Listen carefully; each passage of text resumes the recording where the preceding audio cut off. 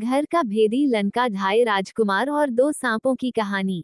एक राज्य में देवशक्ति नामक राजा राज्य करता था। एक बार उसके पुत्र के पेट में एक सांप चला गया और सांप ने राजकुमार के पेट में ही अपना बिल बना लिया। पेट में सांप के रहने के कारण राजकुमार का स्वास्थ्य खराब रहने लगा और उसका शरीर दिन प्रतिदिन कमजोर होने लगा। राजा ने बड़े बड़े वैद्यों से उसका इलाज करवाया परंतु उसमें कोई सुधार नहीं हुआ। राजकुमार की ये हालत राजा और रानी से देखी नहीं जा रही थी और वे भी बहुत उदास रहने लगे। अपने माता पिता को इस तरह उदास देखकर निराश और परेशान होकर राजकुमार अपना राज्य छोड़कर दूसरे राज्य चला गया और वहां एक मंदिर में भिखारी की तरह रहने लगा।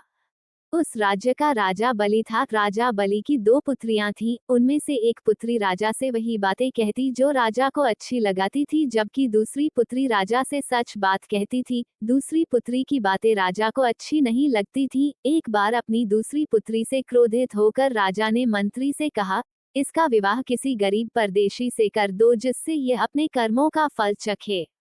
मंत्री ने राजा की आज्ञा मानते हुए उस राजकुमारी का विवाह मंदिर में भिखारी के रूप में रह रहे उसी राजकुमार से कर दिया। राजकुमारी ने भी उसे पति रूप में स्वीकार कर लिया और दोनों राज्य छोड़कर चले गए। दोनों एक तालाब के किनारे रहने लगे। एक दिन राजकुमारी जरूरी सामान लेने बाहर गई थी और जब वह वापस लौटी तो उसने देखा राजकुमार एक सांप के बिल के पास सो रहा है और एक सांप राजकुमार के मुंह से झांक रहा है और दूसरा सांप अपने बिल के बाहर फन फैलाए बैठा है और दोनों सांपों में बातें चल रही है। राजकुमारी चुपचाप दोनों सांपों की बातें सुनने लगाती है। बाहर वाला सांप पेट वाले सांप से बोला, अरे दुष्ट, तू इतने सुंदर राजकुमार के पेट में रहकर उसका जीवन क्यों खराब कर रहा है। पेट वाला सांप बोला, तू भी तो ऐसे बिल में रह रहा है जिसमें स्वर्ण कलश है, तू भी तो उसे दूषित कर रहा है।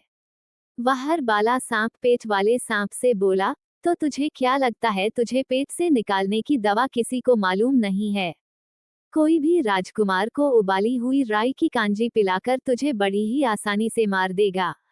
वाल सांप बोला, कोई भी तेरे बिल में गर्म तेल डालकर तुझे भी मार सकता है।